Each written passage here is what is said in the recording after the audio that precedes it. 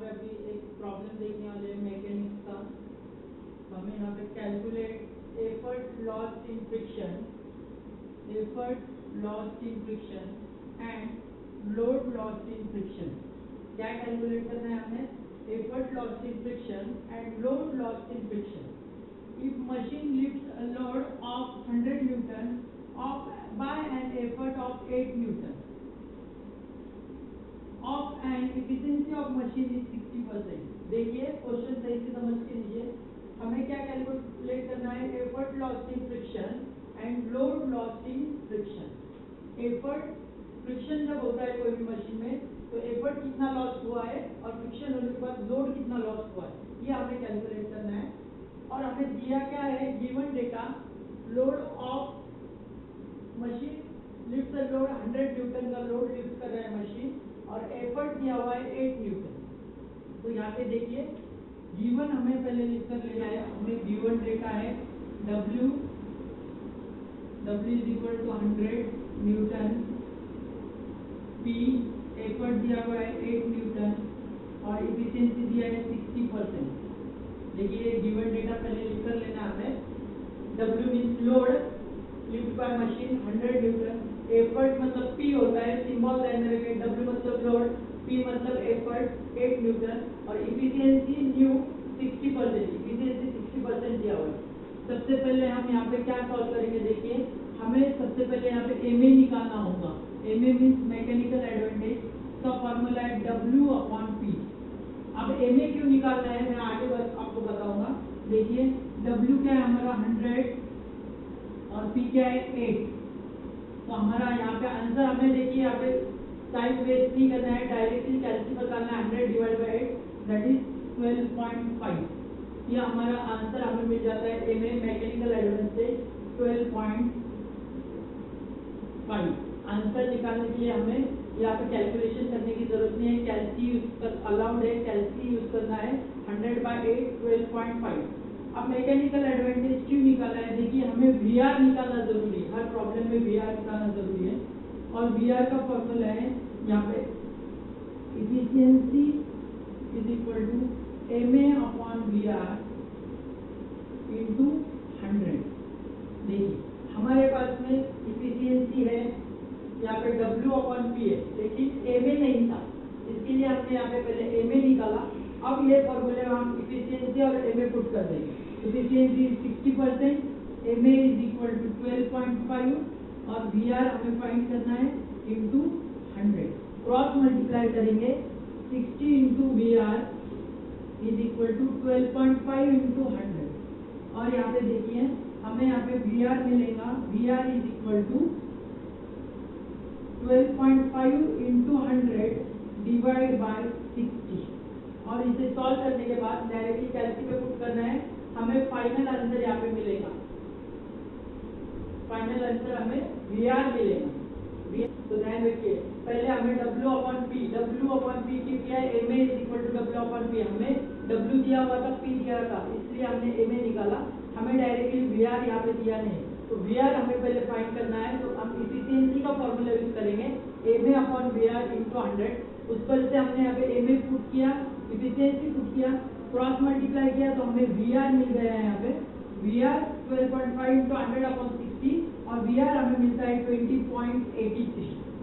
अब हमें देखना है लोड लॉस्ट इन फ्रिक्शन और एफर्ट लॉस्ट इन फ्रिक्शन कैसे करेंगे।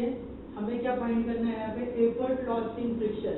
तो हमने यहाँ पे पहले MA निकाला, फिर VR निकाला और यहाँ पे VR हमें यूज करना है। तो हमारे पास में देखिए एफर्ट लॉस्ट इन फ्रिक्शन का फॉर्मूला है PF is equal to P minus PI। तो हमारे पास में P है लेकिन PI नहीं है, तो PI का हमारा फॉर्मूला होता है W/VR। PI is equal to W/VR। तो हम यहाँ पे डायरेक्टली पुट कर सकते हैं। यहाँ पे देखिए P माइनस ब्रैकेट में W/VR ऐसे भी पुट कर सकते हैं, या फिर W/VR की वैल्यू निकालकर हम यहाँ पे वैल्यू पुट कर सकते हैं। P है हमारा एफर्ट है 8 माइनस W की वैल्यू है हमारे पास में 100 और VR हमने कैलकुलेट किया है 20.83। देखिए VR वेलोसिटी रेशियो हमने निकाला है 20.83, वो हमें यहाँ पे यूज हो रहा है। तो ध्यान रखिए।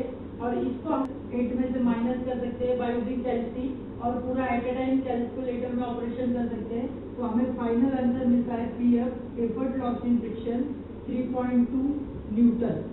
ध्यान रखिए, ये हमें फाइनली आंसर मिलता है 3.2 Newton effort loss in friction.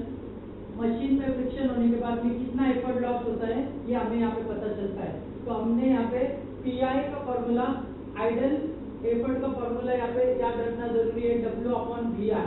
और VR हमने पहले कैलकुलेट किया है, वो 20.83 यहाँ पे यूज हो रहा है। और एट ए टाइम हम कैलसी में टाइम हमें बचाना है, कैलसी पे हम ये total calculation at a time कर सकते हैं। तो हमें फाइनल आंसर मिलता है 3.2 न्यूटन। आइए अभी देखते हैं लोड लॉस इन फ्रिक्शन क्या होता है। एफर्ट लॉस इन फ्रिक्शन निकाला है, देखिए load loss in friction WF हमें कैलकुलेट करना है। जैसे हमने एफर्ट लॉस इन फ्रिक्शन निकाला वैसे ही load loss in friction WF is equal to, उसका फॉर्मूला होता है WI minus W।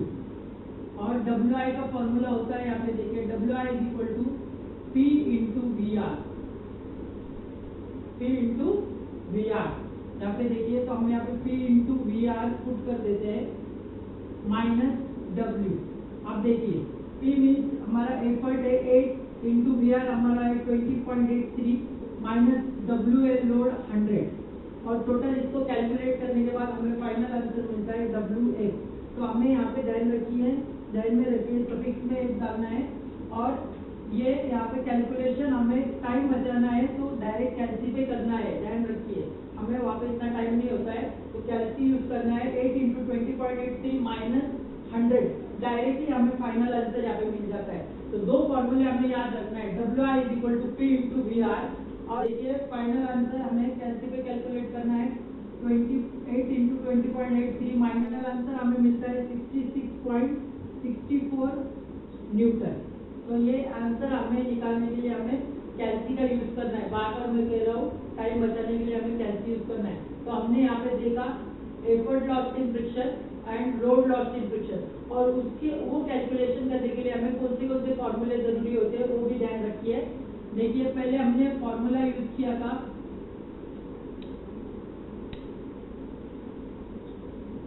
MA is equal to W/P। Second formula हमने यूज किया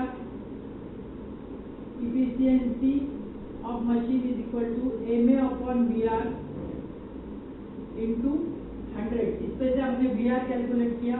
थर्ड हमने effort loss in friction PF is equal to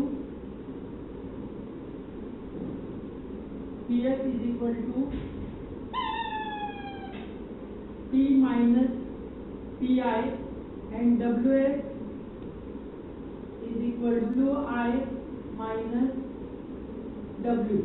और यहाँ पे PI का फॉर्मूला मैंने आपको बताया हो, PI एंड WI क्वेश्चन में मैंने दिया हो, वो भी फॉर्मूले आप लोग को यहाँ पे याद रखना है। PI का फॉर्मूला एंड WI का formula, ideal effort and ideal load. तो ऐसे हमें यहाँ पे देखिए स्टेप 4 स्टेप यहाँ पे हमें ध्यान रखना है। ए में इफिशियंसी का formula, then PF and WF। अब PF के अंदर हमें PI का फॉर्मूला यूज हो रहा है और WF के अंदर WI का फॉर्मूला यूज हो रहा है। Thank you.